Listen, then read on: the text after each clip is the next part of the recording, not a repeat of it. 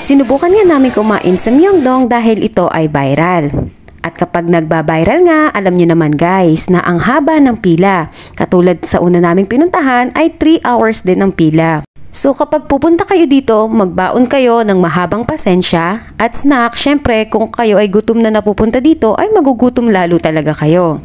Bakit nga ba nagba-viral itong Myeongdang? Kasi ito yung samgyeopsal daw guys na hindi mo nalulutuin. Kumbaga, o-order na lang kayo, dadali na lang sa inyo.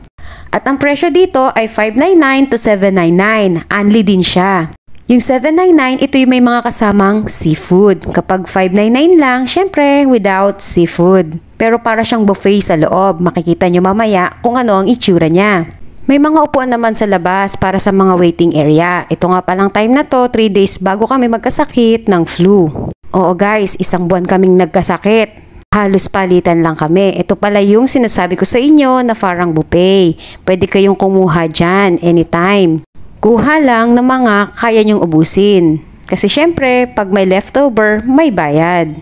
Nakita ko dito yung seafood guys, grabe parang gusto kong kumuha pero ang inavail lang namin ay 599. Para sa akin ay mas na-enjoy ko yung sanggipsal na niluluto kasi mainit siya. Kumpara dito sa siniserve sa amin na malamig na, kumbaga nawawala na yung appetite ko. Tsaka guys, iba talaga yung dating ng mainit.